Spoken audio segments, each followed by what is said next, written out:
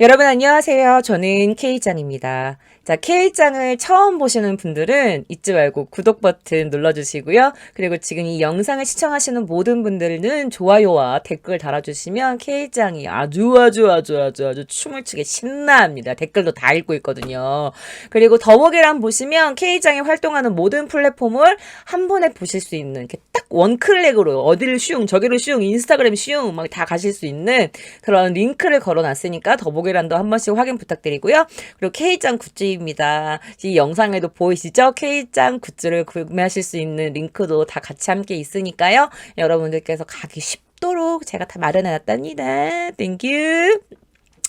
자, 오늘 K짱이 들려드릴 이야기입니다. 오늘은요, 세상에는 참 다양한 종류의 사랑이 있죠? 근데 오늘 제가 들려드릴 이야기는요, 어느 두 남자의 사랑과 전쟁에 관련된 이야기입니다. 그들이 얼마나 치열한 사랑을 했고, 어떤 스토리가 있는지 지금부터 저 K짱이 위험한 초대로 여러분들을 초대합니다.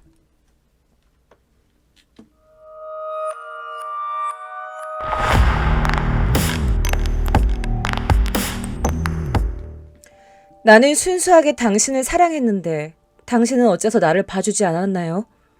요카난, 만약 당신이 나를 봤다면 당신도 나를 사랑했을 텐데. 자, 제가 오늘 들려드릴 이 글을 쓴 사람의 만든 샬로메라는 작품의 한 장면입니다. 누구냐? 오스카 와일드라는 남성입니다. 오스카 와일드는요, 1854년 10월 16일 아일랜드 더블린에서 태어났습니다. 1900년 11월 30일 향년 46세의 나이로 일찍이 사망한 작가, 시인, 극작가입니다. 1881년에 낸 첫 시집을 통해서 작가로서의 위치를 확고하게 다졌고요. 그리고 굉장한 성공을 거둔 와일드는 1887년에 소설가로 데뷔를 합니다. 그러면서 캔터빌의 유령, 아서 세빌경의 범죄 등을 출판했고 그중 하나가 극작가. 1890년에 장편소설 도리인 그레이의 초상을, 그리고 제가 방금 보여드렸던 1891년도에 샬로메 등을 쓰는 걸작들을 아주 거듭해서 내놓게 됩니다.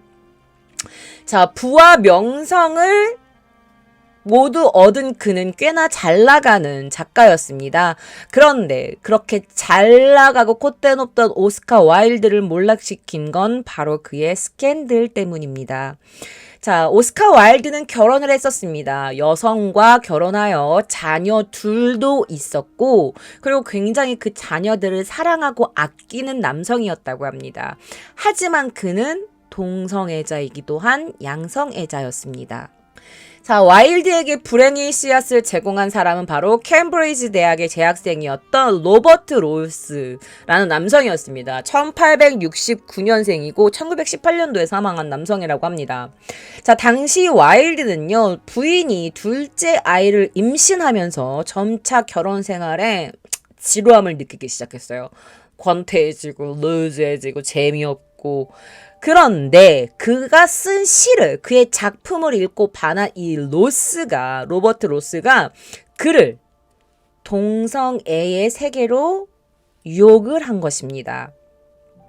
자, 결혼한 이후였던 1886년에 로버트 로스를 만나 남성과의 관계를 갖기 시작하는데 이 육체 관계를 통해서 하고 새로운 눈을 뜨게 된 것입니다. 자, 당시 로버트 로스는요, 17세밖에 안 됐던 아이였어요. 그런데 놀랍게도 로버트 로스가 그의 작품을 보고 반하여 그에게 먼저 대시를 했다고 합니다. 당시 로스는 파격적이게도 당시 1886년 막 이럴 때란 말이야. 그럼 1900년도도 아니고 1800년도에 자기가 동성애자임을 밝혔대요. 스스로 커밍아웃을 하고 부모님께도 이미 커밍아웃을 한 상태였다고 합니다. 자, 옥스퍼드 대학 시절에 플라톤의 향연이라는 글을 읽고 이 그리스 남성의 플라토닉 사랑, 이런 정신적 사랑을 동경하고 있었던 이 오스카 와일드는요, 이제는 성적으로, 육체적으로, 정신적으로 성숙한 이 로스에게 빠져들었고 그와 뜨거운 사랑을 나누게 됩니다. 자, 그러던 중 그와는 헤어지고 오스카 와일드는 1891년 라이어널 존슨이라는 사람의 소개로 퀸즈베리 후작의 귀족이죠. 막내 아들이었는데 3남 중에 막내였어요. 바로 저기 서 있는 게 오스카 와일드고 여기 앉아있는 예쁘장한 남성은 16살 연하의 알프레드 더글라스라는 남성입니다. 뭐 알프레도라고 부르는 사람도 있고 알프레드라고 하는 사람도 있고 어쨌든 발음이 발음하는 사람 마음이죠. 어쨌든 잘 나가고 부와 명성을 누리던 작가와 철없는 귀족 도련님의 이 대학생이었던 이 둘은요, 서로 사랑에 빠지게 됩니다. 그는 굉장히 똑똑하고 잘생긴 남성이었습니다. 자, 그러나 그를 걷잡을 수 없는 수령에 빠뜨린 사람은 바로 1891년생, 여기 옥스포드라고 써 있어요. 자, 알프레드 더글라스라는 남성이었습니다. 그는 1870년생이었습니다. 자, 옥스퍼드대 학생이던 그는요, 명문가의 아들이었어요. 퀸즈베리가 낳은 3남 중에 막내 아들이었어요. 막 옥스퍼드 대학의 막 귀족의 명문대에 돈도 많고 귀한 집 도련님이었단 말이야. 그런데 그가 잦은 동성애로 아버지를 아주 고통스럽게 했다고 합니다. 사실 이게 자신의 아들이 동성애자다라는, 자신의 자녀가 동성애자다라고 했을 때 충격을 받지 않는, 아예 충격이 제로인 사람은 아마 없을 거라고 생각해요. 당시는 더했겠죠.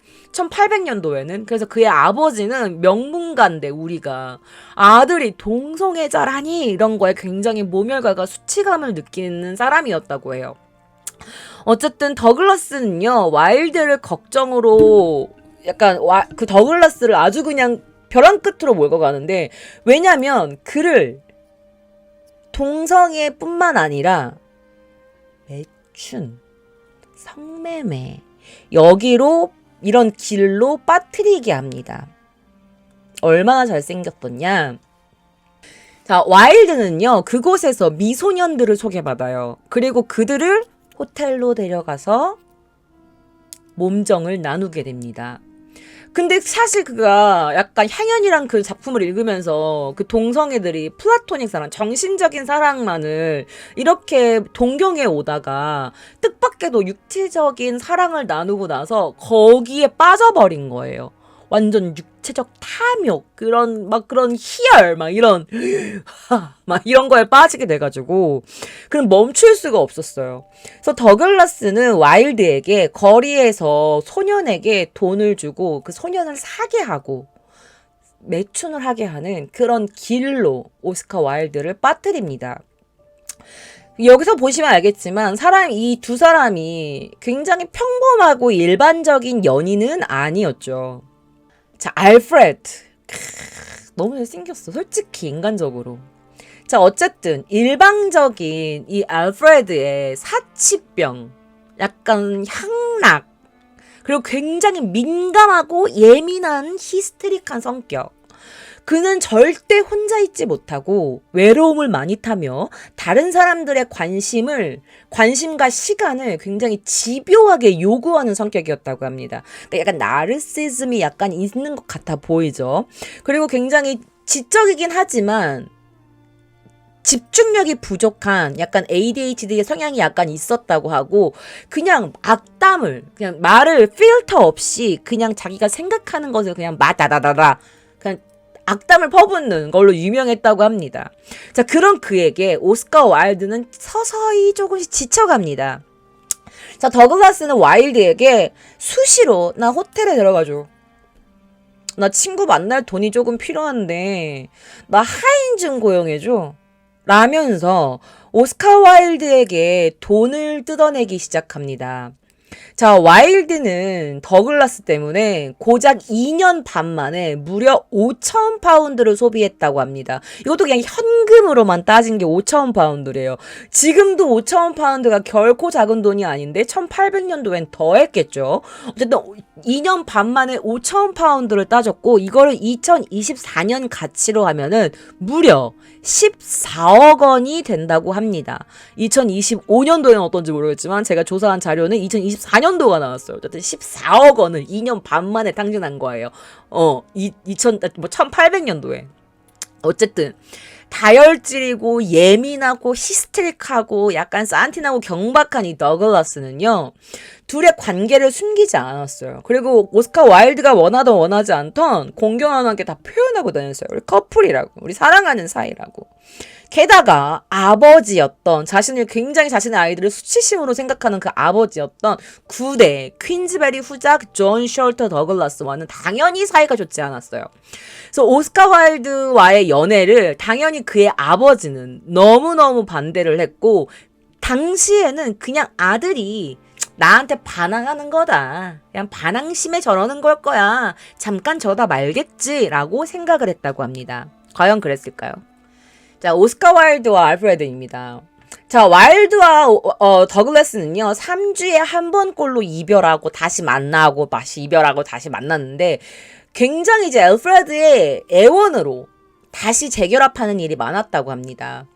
자, 끝내 와일드는요, 그에게서 도망치려고 해외로까지 도피를 했어요. 그리고 그와 연락을 단절하는 것으로 더글라스의 그런 영향력이나 더글라스의 그런 거 안 좋은 것에서 좀 벗어나려고 했어요.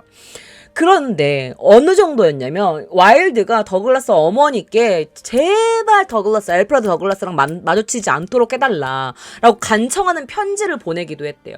그래서 더글라스를 이집트로 좀 보내주면 안 됩니까? 보내십시오. 돈 제가 드릴게요. 막 그렇게까지 편지에 썼다고 합니다. 그런데 이 알프레드 더글라스의 어머니는 너무 소심하고 내성적이고 약간 샤이걸 같은 그런 여성이었어요. 그래서 아들의 이런 강하고 막 이렇게 히스테릭하고 막 이런 거 아들의 성격을 좀 두려워했대요.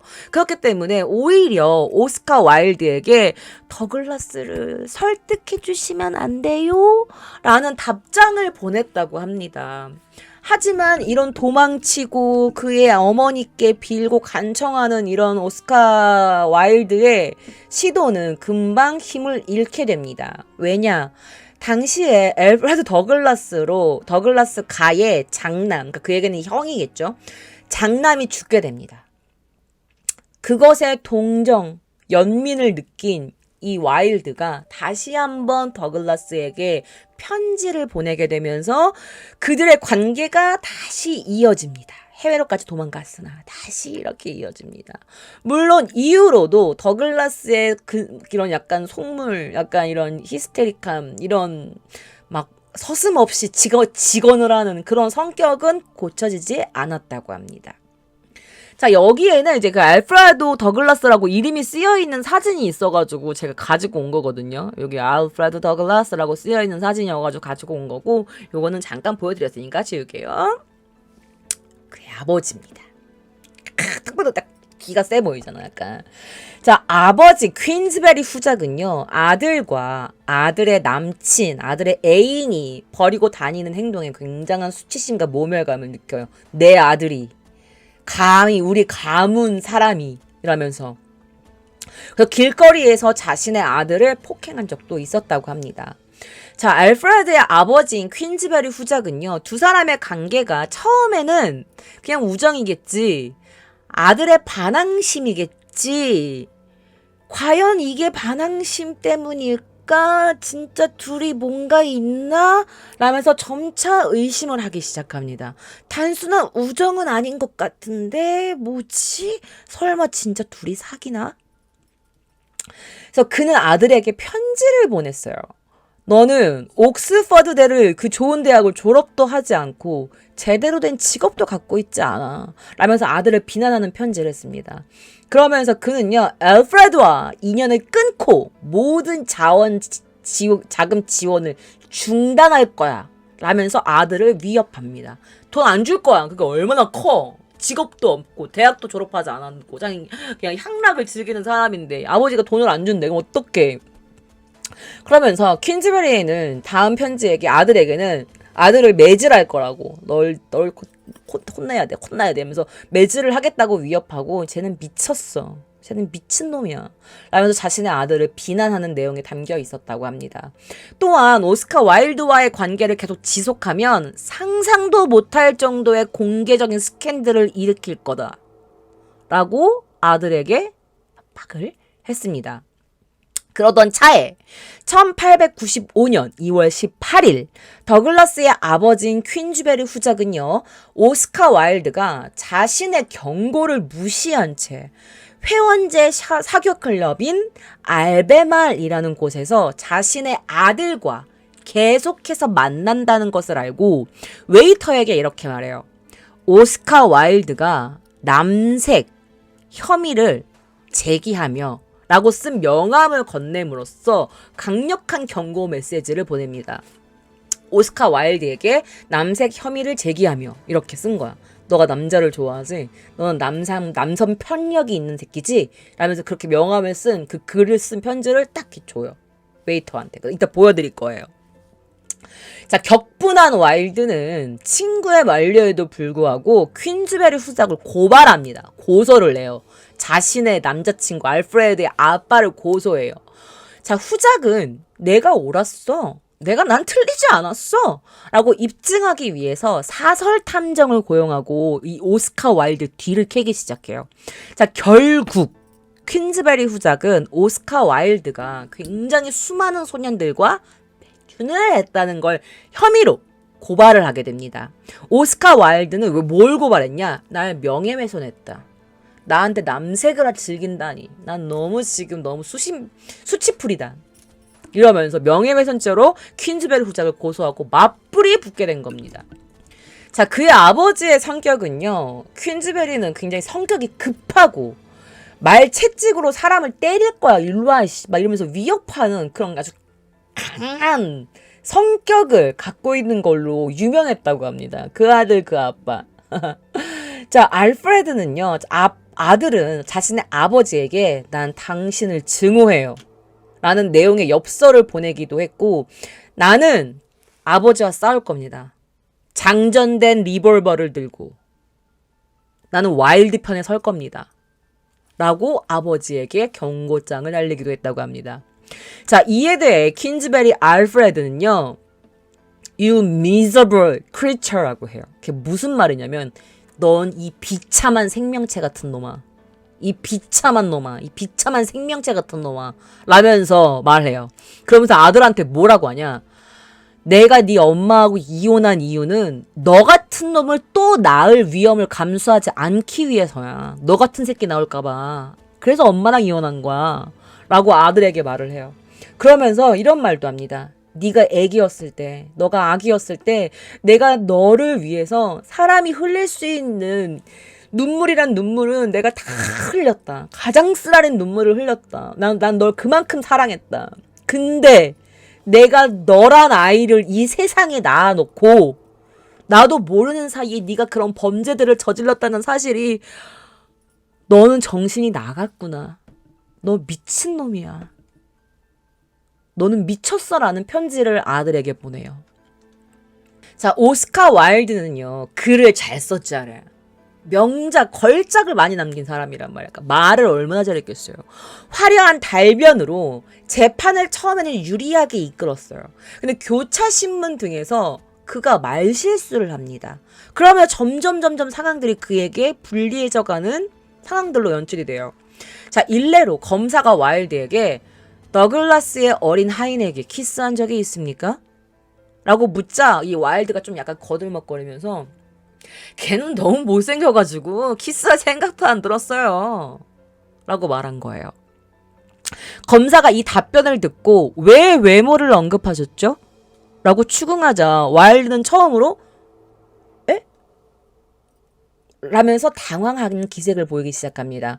그러면서 결국 자신이 신중하게 발언하지 못했음을 시인합니다.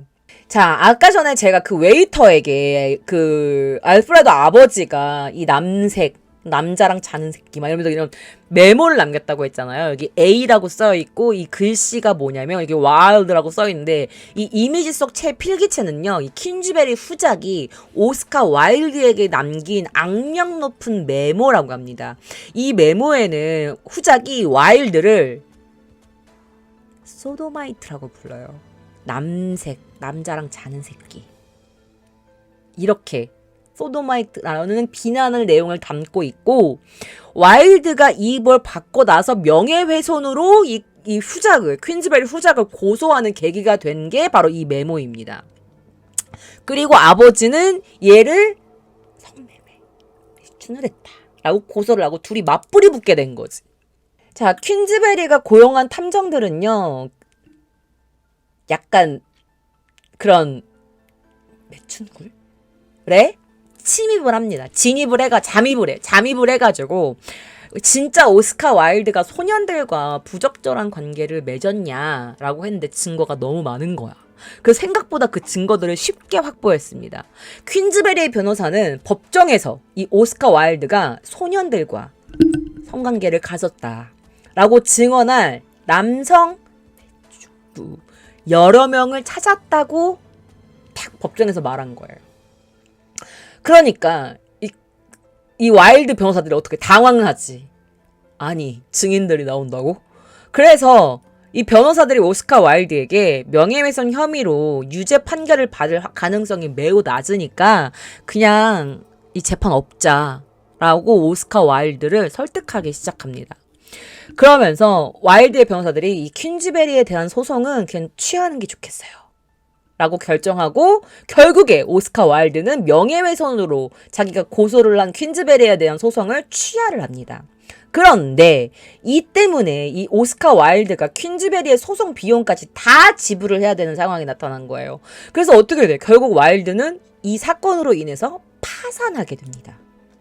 자, 이에 소송 직후 와일드는 나도 처음 들어보는 말인데 소도미라고 있대요. 이게 소도미가 뭐냐면 이거 말해도 돼? 학문 성교. 남성끼리 하는 성교. 그거를 증성외설죄라는 게 옛날엔 있었대요.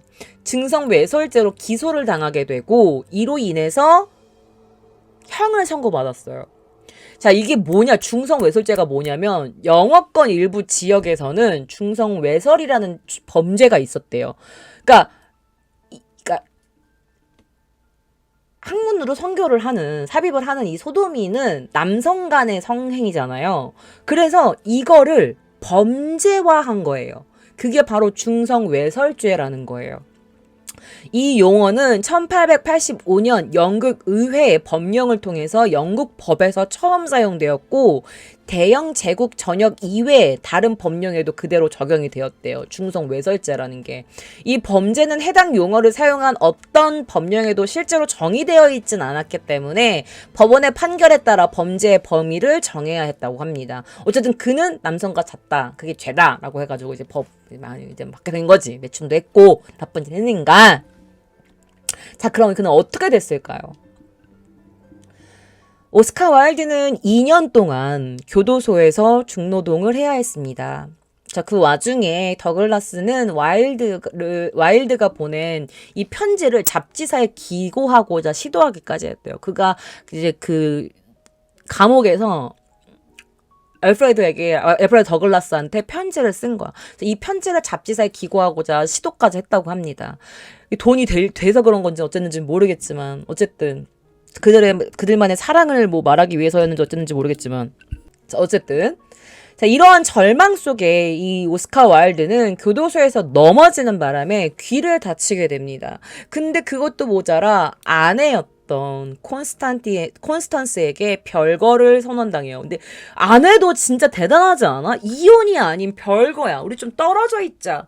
아이도 있는데 남편이 이렇게 빅 스캔들로, 그것도 동성애 스캔들로 그 당시에 이렇게 떠들썩하게 유행을 했고, 거기다가 그 편지를, 사랑 절절한 편지를 알프레드에게 보냈는데 그 와중에 이게 별거를 선해버려요. 귀도 다치고, 애인은 떨어져 있고, 난 교도소에 있고, 파산했고, 아이와 아내마저 볼 수 없어. 자, 그래서 별거를 선언당하고 아들이었던 비비안과 시릴과도 평생 볼 수 없게 됩니다. 자, 와일드는 사실 양성애자였잖아요. 동성애자가 아니었어. 근데 그 동성애의 육체적 관계에 눈을 뜨기 시작하고 알프레드를 만나면서 사랑을 한 건 맞지만 어쨌든 아내와도 관계를 했으니까 자녀들이 2명이나 태어난 거잖아. 그러니까 양성애자가 맞는 건데 어쨌든 그는 가정을 사랑하는 사람이긴 했어요. 약간 권태감을 느끼긴 했지만 아이들을 너무 사랑했대. 아이들을 너무 사랑해서 나의 빛나는 보석들이라고 표현할 정도로 너무나 아이들을 사랑했는데 아이들을 볼 수 없고 아내도 별거하고 이제 아이들 만나지 마요. 안 되겠어요. 라고 하니까 그는 그의 가정 파탄은 이 오스카 와일드에게 엄청난 고통으로 다가왔을 거예요. 자, 그가 이제 낸 책이 있어요. 이게 시면으로부터, 여러분 한 번씩 들어본 적이 있으실 분들도 계실 것 같은데, 이제 그의 책임입니다. 자, 시면으로부터라는 책이 그 감옥에서 쓴 편지를 모은 거거든요. 그래서 옥중기 혹은 시면으로부터라고 불리는데, 그가 어떤 편지들을 썼는지 한번 읽어보세요. 제가 몇 번 그의 글들을 읽었는데, 아주 절절합니다. 이따가도 좀 읽어드릴 거예요, 제가. 자, 레딩 교도소에서 형기를 마친 그는요, 도망치듯 영국을 빠져나와서 어디로 가냐? 파리로 갑니다. 이때 알프레드 더글라스가 불행에 빠진 와일드를 모르는 척하지 않고 같이 파리에 합류를 하게 됩니다. 자, 이곳에서 그는 사실 오스카 와일드가 보내오는 와일드의 부인이 보내오는 1주당 3파운드라는 매우 적은 돈으로 생활을 유지했어요. 그리고 자신이 인맥을 이용해가지고 아주 간단한 일들을 통해서 아주 적은 수입으로 힘들게 겨우겨우 연명하고 있었어. 그런데 이 둘이 또 만나서 또 같이 살고 있어? 이 사실을 몰랐다가 나중에 가족들이 알게 된 거야. 돈을 보내고 싶어? 안 보내고 싶어? 부인도 그렇고, 왜냐면 아빠도 그렇고, 보내고 싶어? 안 보내고 싶어? 그렇지, 안 보내고 싶지. 그래서 두 사람의 가족이 그들에게 조금씩 보내주던 돈을 다 끊어버려요. 끊어버리겠다고 위협해. 얘네 아빠는 돈 다 끊어버리겠다고 위협하고 얘네 아내도 이제 나는 안 보내겠다. 나 어떻게 둘이 같이 살 수 있냐. 맞잖아. 사실 이해가 아예 안 가는 것도 아니야. 결국에 더글라스는 돈을 끊겠다는 위협 때문에 영국으로 돌아갑니다. 오스카 와일드를 혼자 두고. 자, 파리에 혼자 남게 된 와일드. 그는요, 줄인 배를 움켜쥐고 파리 중심가를 배회했다고 합니다.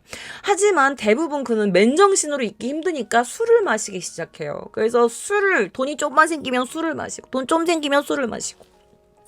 정신적으로도 육체적으로 귀는 막 감옥 때문에 안 들리고 막 어디 아파도 병원도 못 가고 배는 항상 고파. 왜냐면 술을 사 먹으니까. 정신적으로도 피폐해져가지고 페인 같은 삶을 살아갑니다. 그리고 이빨이 너무 아파. 막 치통에도 시달렸지만 치과에 갈 돈이 있어요? 지금 어떻게 참아야지. 막 그 정도로 굉장히 좀 피폐한 삶이었다고 해요. 그러다가 그는 곧 빈사 상태에 빠지게 됩니다. 자, 이후 그의 천재성이 발휘된 적이 딱 한 번 있어요. 감옥에서 나오고 나서. 그게 바로 The Ballad of Reading Jail라는 그 레딩 감옥에서의 노래라는 작품을 발표했을 때예요. 이건 그가 이렇게 그 교도소에 있으면서 썼던 뭐 그런 것 같아. 그래서 와일드는요, 이 작품에서, 이 시에서 연인을 살해하고 교수형에 처해진 한 병사의 얘기를 쓴 글이에요. 그래서 고통을 겪고 있는 자신의 삶과 이렇게 같이 뭔가 연계된 그런 느낌이 있겠죠. 그래서 그 절실한 글들을 남기게 됩니다. 자, 그러다가 그의 귀가 안 들렸잖아요. 그 1900년에 그를 괴롭혀오던 이 귓병에 대한 수술을 받아요. 그런데 성공적이지는 못했다고 합니다. 실패했던 거죠. 이후 뇌수막염에 걸려가지고 1900년 11월 30일 그의 나이 46살의 나이로 사망을 하게 된 것이죠. 그의 마지막 유언으로는요, 흔히 전해지는 말은 다음과 같아요. 나와 이 벽지는 지금 결투 중이야. 둘 중 하나는 가야만 해. 이 벽지가 사라지든가 내가 사라지든가 둘 중 하나일 거야. 자, 여담으로는요, 와일드가 사망하고 나서 이 1902년에 알프레드 더글라스는 결혼을 합니다. 누구와? 여성과 결혼을 해요. 그의 아내는요, 올리브 크스턴스라는 여성이었는데요. 그녀 또한 양성애자였다고 합니다. 레즈비언이자 이성을 사랑하는 양성애자였어요. 그 남편은 게이이자 여성과 결혼을 했고 진짜 사랑해서 결혼했는지 어쨌는지는 우리는 알 수가 없음지지. 자, 어쨌든 그녀는 시인이었다고 합니다. 어쨌든 1890년 10월 12일에 런던에서 오랜 그의 친구였던 레지널드 터너라는 남성이 있었는데요. 그가 건너왔대요. 그리고 그의 마지막 생인 최후 50일 동안 이 오스카 와일드를 보살펴줬다고 합니다. 자, 오스카 와일드를 동성애의 세계로 인도했던 로스는 그가 죽기 임종 하루 전날 도착했다고 합니다. 그리고 로스는요, 신부를 설득했다고 해요. 그래서 이 와일드가 대학 시절부터 그토록 바랬던 카톨릭의 개종. 근데 약간 카톨릭이나 크리스찬은 동성애를 옹호하지 않잖아. 반대하잖아. 옳지 않다라고 하잖아. 그런데 그가 죽기 직전에 어떤 한 신부님을 이렇게 모셔 설득을 해가지고 그의 카톨릭 개종이랑 병자성사 이게 뭐냐면 병을 앓거나 죽을 위험에 처해진 신자가 받는 그런 세례 같은 성사가 있나 봐요. 그거를 받게 해줍니다. 로스가 그 동성애 세계로 이끈 사람이 병주고 약주뷰. 자, 어쨌든 그가 행복했으면 상관이 없는데 너무 불행한 결말을 맞았기 때문에 제가 이렇게 말씀을 드리는 거예요. 자, 어쨌든 와일드는 못다 쓴 이야기들을 뒤로 한 채 이 두 친구 로스와 그리고 레지널드 터너라는 친구의 배웅 속에서 사망을 하게 됩니다. 자, 그 남자들의 사랑은 이 알프레도 더글라스와 오스카 와일드의 이런 절절한 사랑은 그렇게 전설이 됐죠. 1998년 영국인들은 트라팔가 광장 부근 아델라이드 거리에 이 와일드의 얼굴을 새긴 벤치 모양의 동상이 있대요. 그걸 설치했다고 합니다. 그래서 그곳을 지나가는 사람들은 혹시나 여행을 했던 분들은 잠시나마 그와 함께 인사를 한 적도 있을 것이고 여행을 하실 분들은 이 오스카 와일드에게 안녕 이러고 말을 한번 건네보시는 것도 그때 저도 한번 생각해 주시고요. K짱이 이런 얘기 했었는데 라고 생각해 주시면 땡큐. 자, 그의 작품 샬롬에. 자, 그 내용이 뭐냐면 그 새아빠가 어떤 자신의 딸을 양녀를 사랑하는 그런 내용인 것 같아요. 자세하게는 몰라요. 근데 그냥 이렇게 너무 임팩트 있는 사진들과 작품들이 많았어요. 약간 아버지가 이렇게 말해요. 왕이 이렇게 말합니다. 길 잃은 작은 비둘기 같군. 바람에 나부끼는 수선화 같고 은색 꽃 같아. 이때 샬로메가 딱 등장해. 딸이. 더는 앉아있기 싫어. 더는 못 앉아있겠어. 어째서 폐하는 나를 저렇게 계속 쳐다보실까? 두더지 같은 눈동자로 눈꺼풀을 파르르 떨면서 말이야. 어머니의 남편이 나를 그런 눈으로 쳐다보니 이상하잖아. 대체 무슨 마음으로 그러시는 건지 모르겠어. 아니, 난 알아. 막 이렇게 대사가 있어요. 자, 헤롯, 이 왕이 자신의 딸 양녀 샬로메에게 춤을 요구하고 그리고 샬로메가 춤을 춰주면 그 왕이 샬로메에게 내가 뭐든 다 해줄게. 무엇이든 다 해주겠다. 맹세한다. 그러니까 내 앞에서 춤을 춰봐라. 막 이렇게 말을 해요. 그러면은 그 헤롯 앞에서 7베일에 뭔가 춤을 추고 헤롯은 무척이나 허허허허 만족을 해. 샬로메의 춤을 보고. 그래서 샬로메한테 묻겠지. 무얼 원하냐. 근데 샬로메는 그녀의 사랑이었던 요한의 머리를 원한다고 해요. 헤롯은 거부해요. 안 돼. 근데 샬로메는 난 오직 요한의 머리만을 원한다고 말합니다. 그래서 결국 헤롯은 이렇게 말합니다. 대사예요. 샬로메가 무릎을 꿇고 청하옵건대 지금 당장 은쟁반에 그러니까 헤롯이 웃으며 은쟁반에 알았다. 알겠어. 정말로 예쁘구나. 그렇지? 그래. 은쟁반에 무엇을 담아주랴. 사랑스럽고 어여쁜 나의 샬로메여. 유대 왕국에서 가장 아름다운 소녀 샬로메야. 은쟁반에 무얼 담아주랴. 말해다오. 무엇이 되었든 너에게 주마. 나의 보물들은 이제 네 것이니라. 샬로메야, 은쟁반에 무엇을 담아주랴. 그랬더니 샬로메가 일어서며 요하난의 머리를 주소서. 그러니까 요한은 말하는 것 같아요. 그러면서 요한의 머리를 원합니다. 자, 요한의 목을 얻기 위해서 계부 앞에서 반라로 매혹의 춤까지 춰준 그녀가 진짜 갖고 싶었던 것은 그의 진짜 목뿐이었을까요? 아니면 자신을 바라봐주지 않는 남자에 대한 복수였을까요? 자, 어쨌든 요한의 목을 얻기 위해서 계부 앞에서 발라로 춤까지 춘 샬로메. 그의 작품 샬로메에서 이 은쟁반에 얹혀져서 핏물을 흐른 채 이 요한의 목을 바라보며 읊조리는 샬로메의 대사가 굉장히 태연한 모습으로 사랑의 감정을 표현을 하는데, 진짜 실제 연극인가 뮤지컬인지 모르겠는데 특히 작품 중에 한 장면입니다. 샬롬의 작품 중 한 장면인데 대사가 있어요. 대사가 뭐냐면, 나 네 입술에 입을 맞췄어. 요한, 내가 네 입술에 입을 맞췄다니까? 입술에서 쓴맛이 나는데 피맛인가? 아니야, 아마도 이건 사랑의 맛일 거야. 사랑은 씁쓸하다고도 하잖아.